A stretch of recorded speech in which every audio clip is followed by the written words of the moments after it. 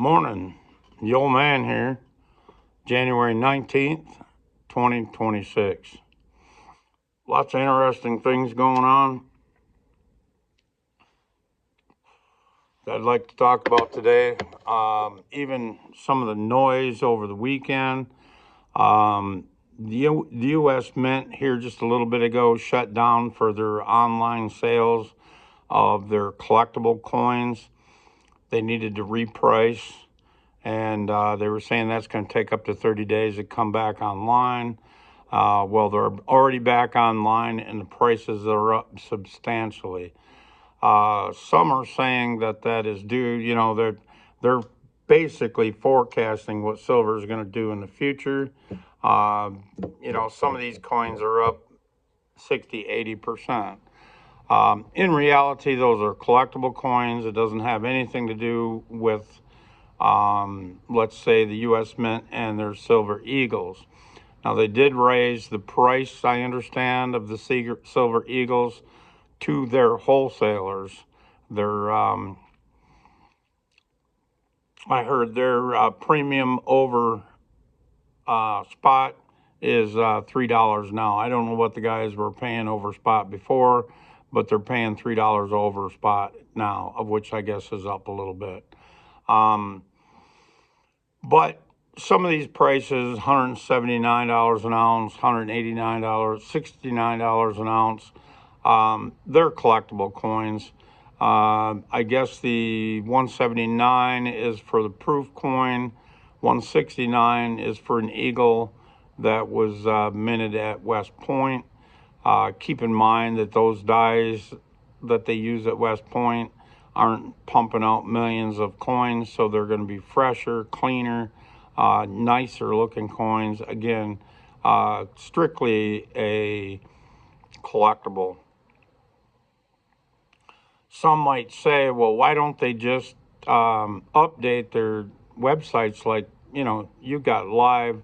If you go to JM Bullion, SD Bullion, and many others, they've got live spot price on their website, and prices just adjust according to according to spot in real time.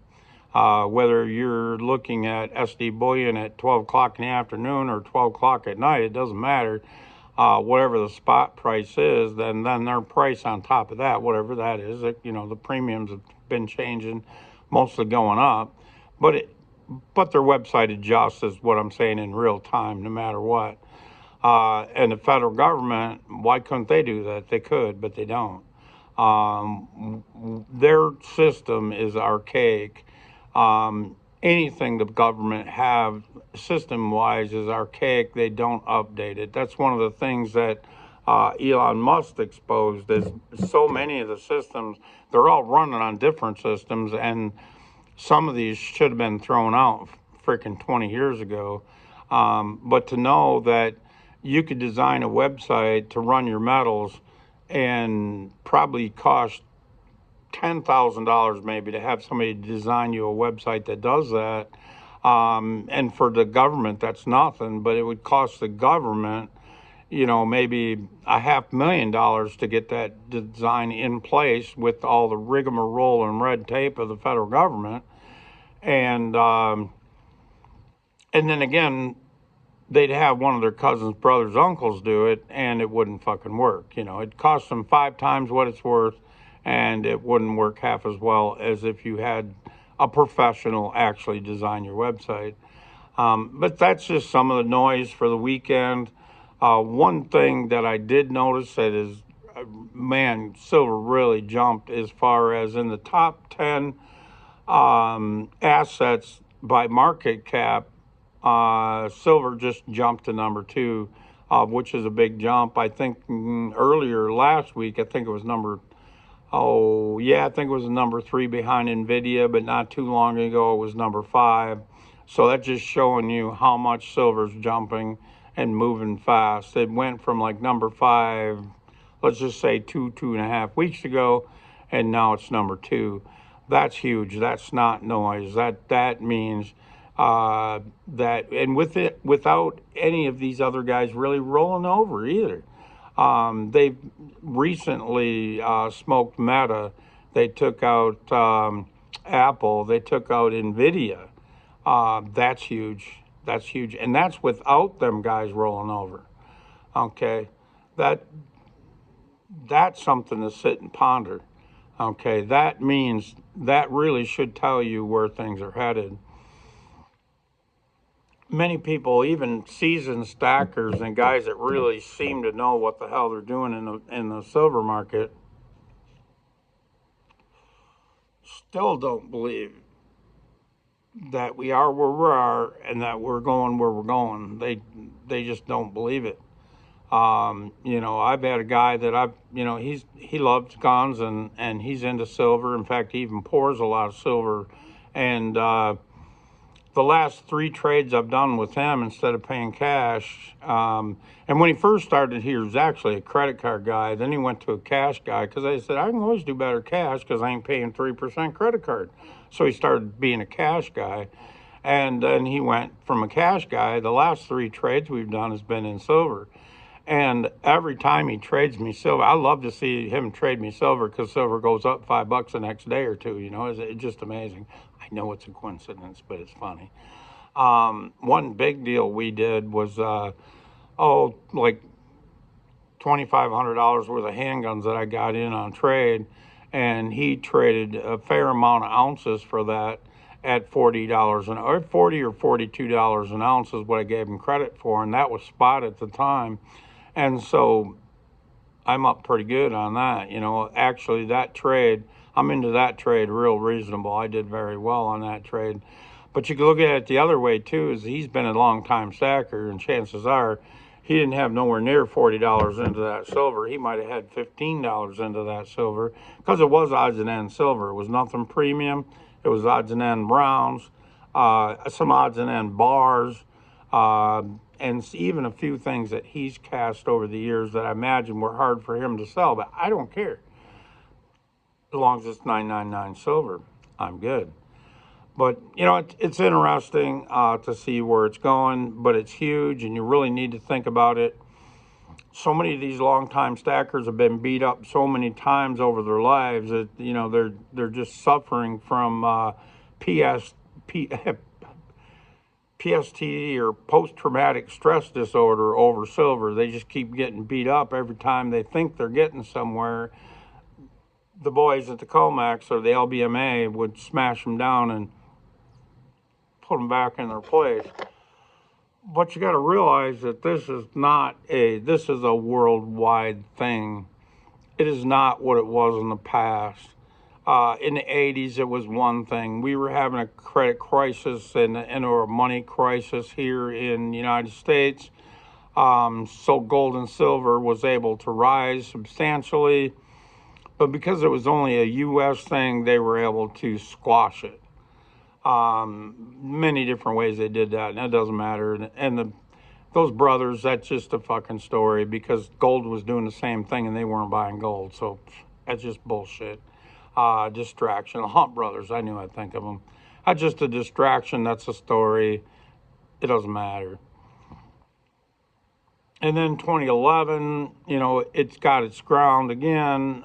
Gold and silver was showing the way, and again, it was a U.S. thing. It got crushed. They whacked the shit out of that and papered over it, printed trillions of dollars, and we're just further in debt. And we were papered over it and made it all go away. Well, you ain't making this all go away this time. First of all, the central bank started it when they made gold a tier 1 asset. And in Biden administration, when they sanctioned Russia, they doubled down. So even countries that might have been thinking about going to gold as their tier 1 asset, they thought, holy shit, we got to go to gold because they can sanction us at any time.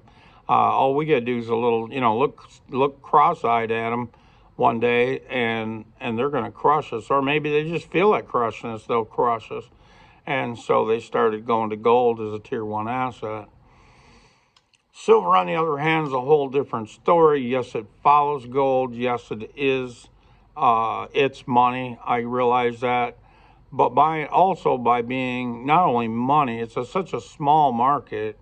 that you take places like India, regardless of what guys want to say, India's made it so that you can use your silver as collateral. In my opinion, that's making silver money again.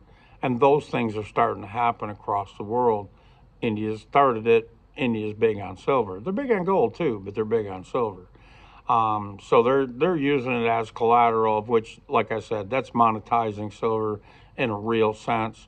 The other side of it is that it's a commodity that needs to be used in great volume. We don't produce anywhere near what we need. We're roughly mining 800 million ounces a year. You can get the exact number somewhere, it doesn't matter. But at the end of the day, we're mining 800 million ounces a year and we're using a billion. Well, for the last 5 years, it's been in a mining to usage deficit, with it only going up in the deficit every year because more and more things are being built with silver. So it's uh, so therefore it's going up. It's going up in value.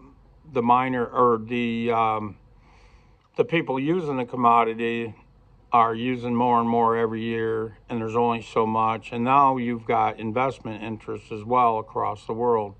So the monetary side is building, the industrial side is building, but yet the mining is actually gone down over the last 5 years, slightly down over the last 5 years with no new mines coming online. So that's a big factor there in silver. Um, the one other thing I want to talk about is as far as gold and silver is concerned, seen a thing from Taylor Kenny on X. She's with ITM Trading, and banks are now blocking wires. They're saying it's because of fraud is the reason they're not letting these wires go through. But in reality, is high-end clients, maybe they're trying to pull out $100,000, $200,000, $500,000 out of a banking account and sending it to ITM Trading and or other platforms, and they're not letting them go through. Well, that's because they can't afford to let them go through. They will be insolvent.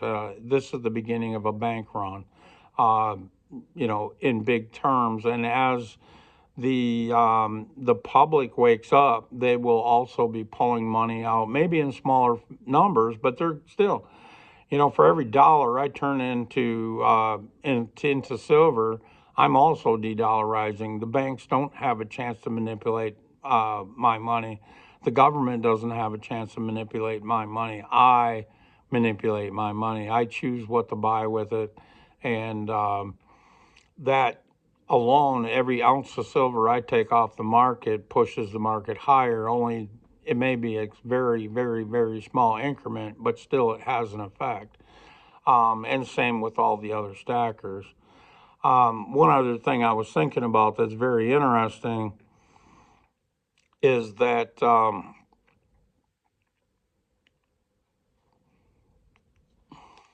lost my train of thought. Shit.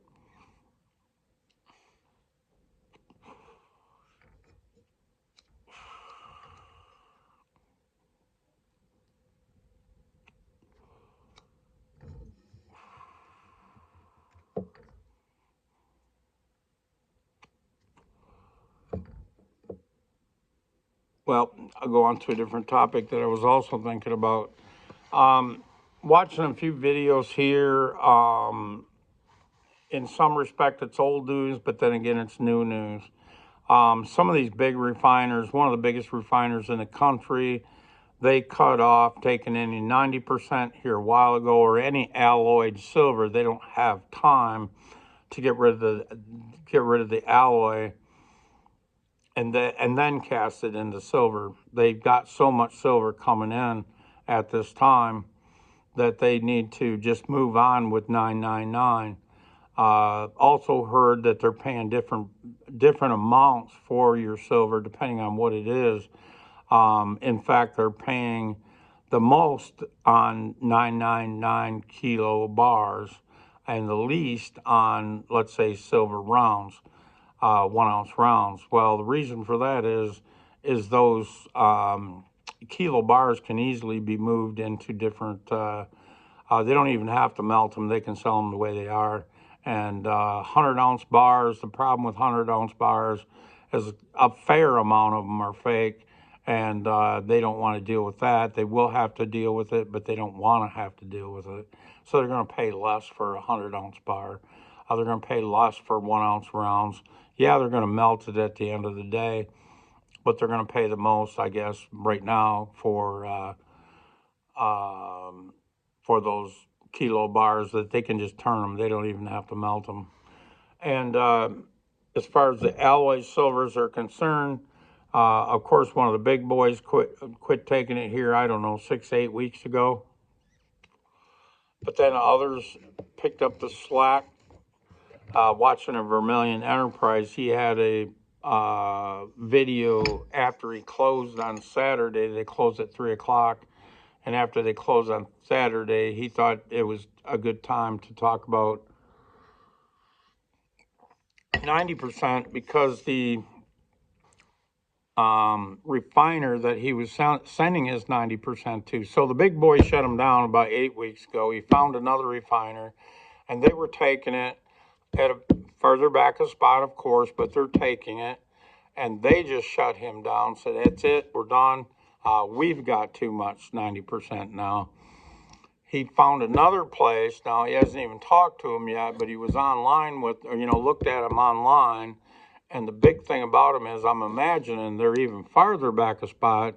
But the big thing for him is it's an 8 to 12 week processing time, and they're not quoting a price until they get to it. Well, that hurts on two ends. Normally, let's say with his original refiner and even his second refiner, if he bought 1,000 ounces of junk 90 that day, at the end of the day, he can call them up and say, hey, I got 1,000 ounces of junk 90. What are you paying? They say X. And he says, okay, lock it in. He boxes it up, gets it in the mail. As soon as it gets to him, they cut him a check. Okay, well, not with the new guy. Not with the new guy. The new guy is going to be 8 to 12 weeks processing time. That means he sends his shit in. It sits there in a box until they get to it. They say, okay, that was 1,000 ounces, fine. This is what the spot is today. This is what I'm willing to pay back a spot, and cut him a check. Well, what if the day that they get to his box, silver is down $5 for the day? And we've seen that, and that could happen. And he's $5 back for the day. He can't say, well, hold on to it tomorrow. Maybe it's going to be better price tomorrow. They'll be like, no, if you want this price or don't you? And if you want, we'll put you back at the end of the line, and you can wait another 8 to 12 weeks for us to get back to you again. So in other words, he's going to have to pay way back a spot to cover himself. And so is everybody else.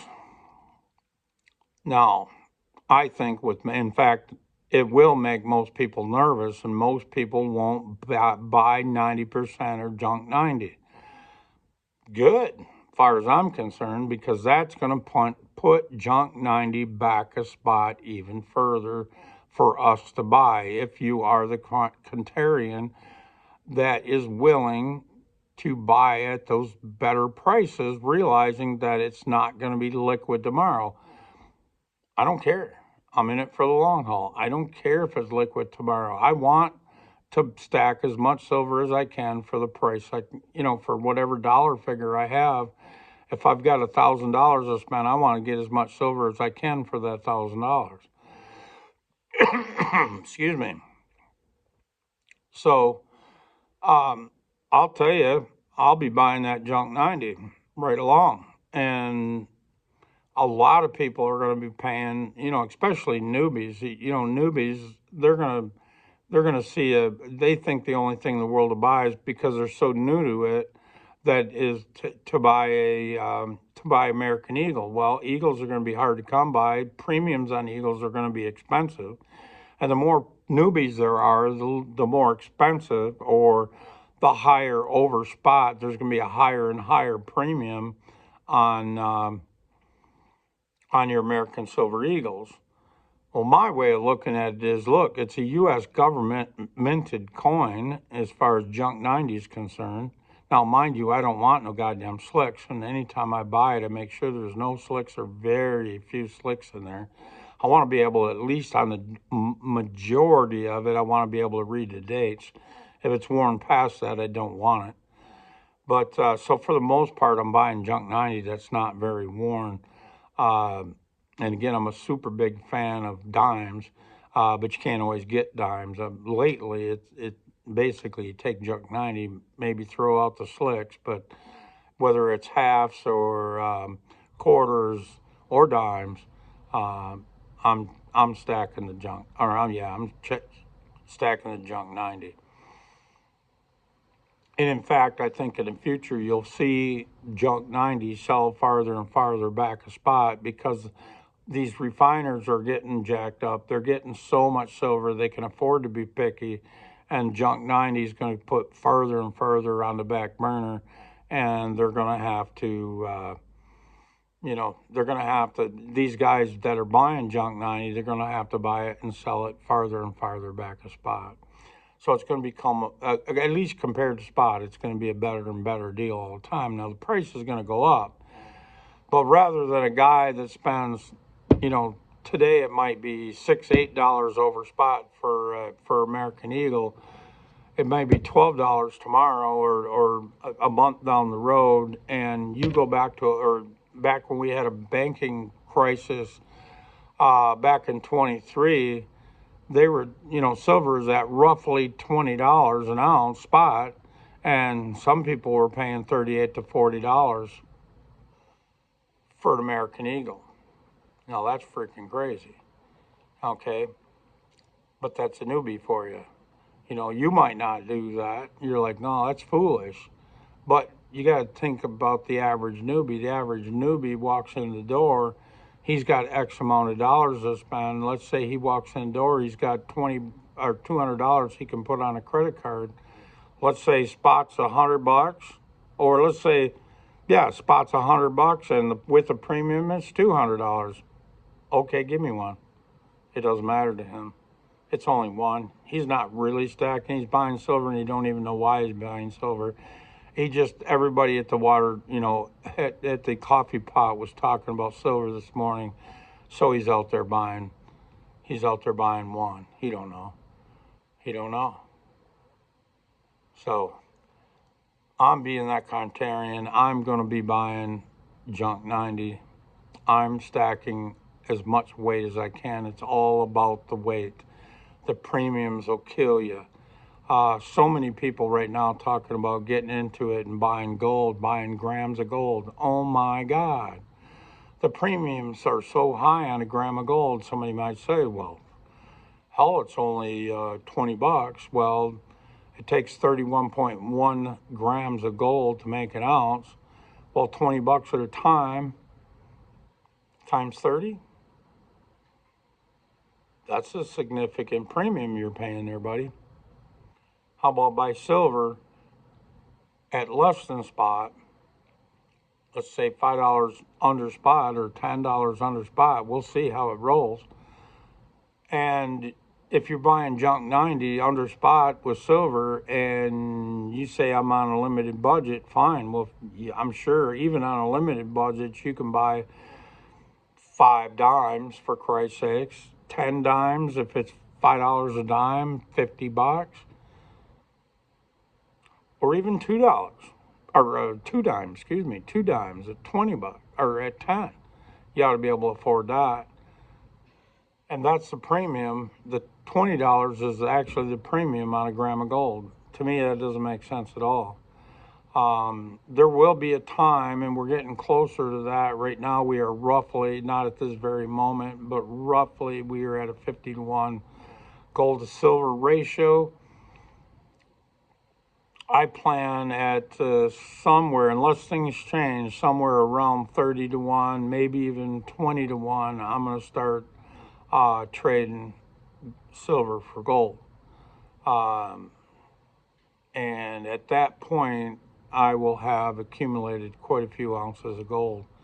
And here, I would say when it gets to 40 to 1, as I'm buying, I won't be buying silver anymore. I will be buying gold. And the way I buy gold is, and I'm not paying any premiums. I'm stacking as much gold as I can. I'm not going to pay a premium. I will buy scrap gold. I've bought scrap gold at spot before. I'll buy spot gold or I'll buy scrap gold at spot again. And somebody will say that's not as liquid as American Eagle. Bullshit. I can go anywhere and sell 14 karat, and that's all I buy, by the way, is 14 karat. Just the math is easier. I don't want 10 and 14, not at this time. As long as I can get 14, I'm buying 14. And I'll say, bullshit, I can take that to my guy. He'll buy 14 karat gold any day of the goddamn week in scrap gold. The other thing to think about that, it's also fractional gold. Okay, so even if I take a ring and I cut it in half, let's say I retire, I don't have any income coming in anymore, and I just want to pay some bills or whatever. Maybe I want to go grocery shopping, and I take a small saw and I cut a wedding ring in half, and I sell that half a wedding ring to him. Well, one half has got the carat mark on it, the other half doesn't. Well, it doesn't matter. He can test it. He's got a gold tester. He can tell what carat it is. It's not a big deal. All right, that's fractional gold. I can sell as much or as little as I want.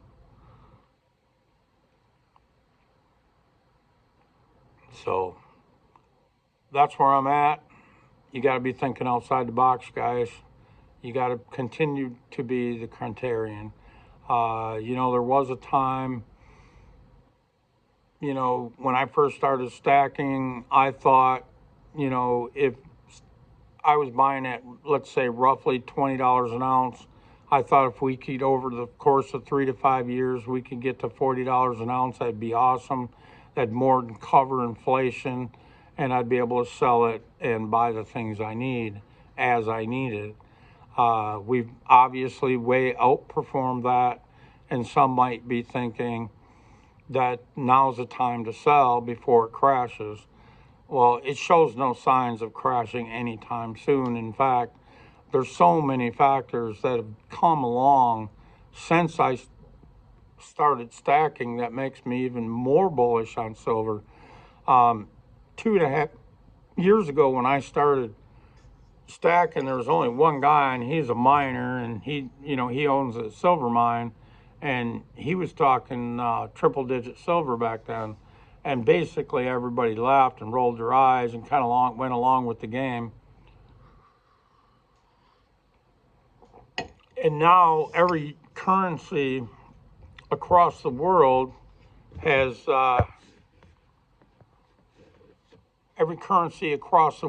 already crossed 100 US dollars per ounce. And we've yet to do it, but it's shortly lived. I mean, $100 an ounce, it's written on the wall. It's coming, and it ain't that far away. So now you get these guys talking about $300 and $500. Even Lynette Zhang talking about $1,000 an ounce silver. Is it that far out there in no man's land? I don't know. I don't think so. Now, $1,000 is a fucking stretch. I'll give you that. But as the dollar collapses and more across the world sell their U.S. bonds, and as they sell their U.S. bonds, they buy gold, or maybe they buy their own currency to prop up their currency, and we know they're all collapsing across the world. China being the number one country collapsing, their dollar or their yuan or whatever the hell it is collapsing. The Japanese yen is collapsing. Europe's euro is collapsing.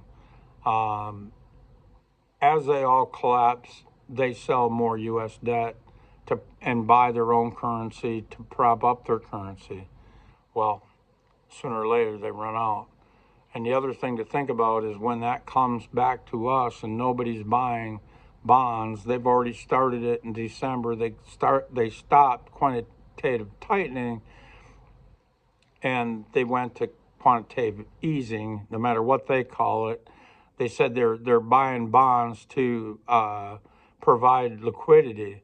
Well, that means they see a banking crisis coming. They know that banks are going to need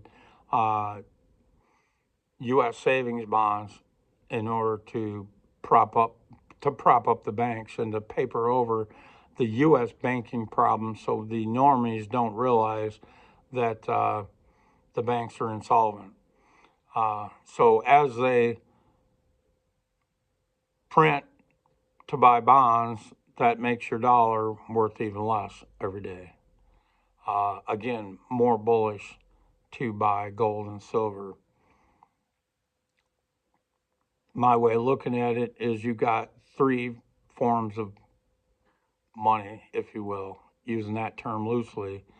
But in the first two cases, it's true. You got gold that's got its platform mostly being the U.S. bank or the central banks across the world, and silver being twofold. Like I said, not only as a monetary metal, but also as an industrial metal. It's got two different industries or two different pulling on it, trying to stretch it and make it go as far as it can go, and no input or not enough input. So where's silver going to go? It's going to outperform gold, and gold has to go farther north, mostly because the central banks, none of them think they got enough, and they don't. They don't. If they want to develop a currency that is represented by gold, they got to have 40% backing.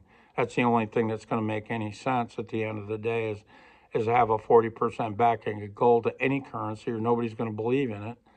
So, and they've all got a long ways to go to get to 40%. They've got a long ways to go. So that's upward pressure on gold, lots of upward pressure on silver. And the biggest thing to realize is that we're going to be in a new paradigm. We're going to be a new reality, if you will. Everything that everybody's known across the world since 1913 is a lie. And now, they didn't have to lie that much until 71. They had to lie some to make it, cover it up and make it look good, make it work. Which since 1913, they also used two world wars to also cover up the fake currencies.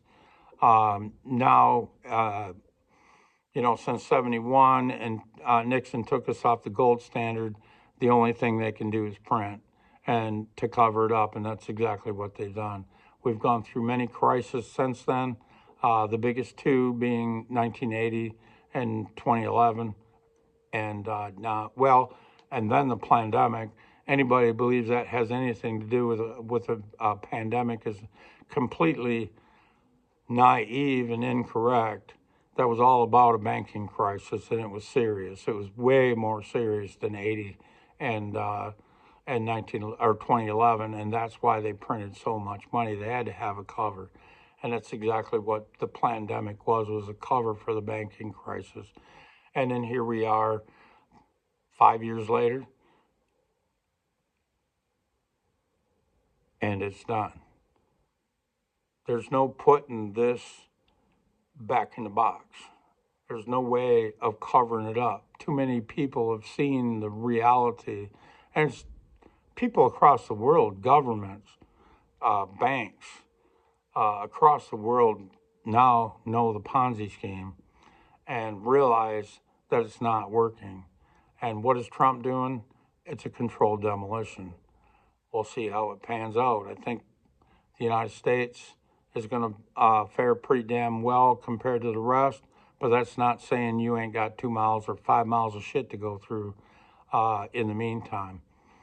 but we were going to come out of this the best, and if, in my opinion. However, if you want to know what Trump's doing with the Argentine and the what the hell's the other country up north? Greenland.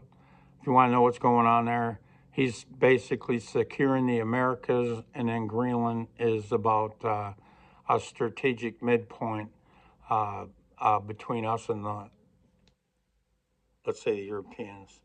So he's, like I said, he will secure the Americas. How that looks like at the end of the day, whether we add more states, I think it's very possible. We haven't done that in a long time. We haven't since the 50s. And last time, I think the 50s, both Alaska and Hawaii came on board in the 50s. But at any rate, it's been the 50s since we've had a state added, and I think we'll see a lot more. I think most likely we'll see Western Canada join the United States, and I think you'll see the U.S. controlling a lot of different countries in South America, whatever that looks like at the end of the day. All right. I really appreciate you guys. Tons and tons of awesome comments on especially the last 3 videos. It's just been crazy. I really appreciate it, guys. I know there's a lot of people watching that don't subscribe. My whole idea here is to build community. I'm not selling nothing. We need community for what's to come. I'd really appreciate it if you would subscribe. And if anything I've got to say rings a bell, makes sense, and you think somebody else needs to hear it, go ahead and share it with somebody that you think that needs to hear it. I really appreciate that. I really like to get this out to as many people as possible.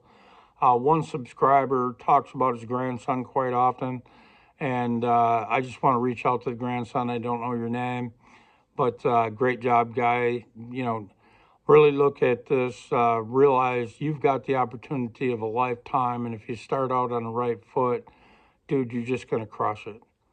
You're going to crush it.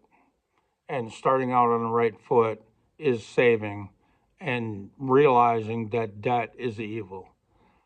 That's the thing. No matter what you want or need, if you have to borrow money, it's evil. It will own you at the end of the day. Gold and silver, on the other hand, has no counterparty risk, and that's real wealth. I thank you guys again. Appreciate it. Like, subscribe, share. Hit the icon button so that you know every time I put out a video. Have a great day, guys. Thanks. Bye.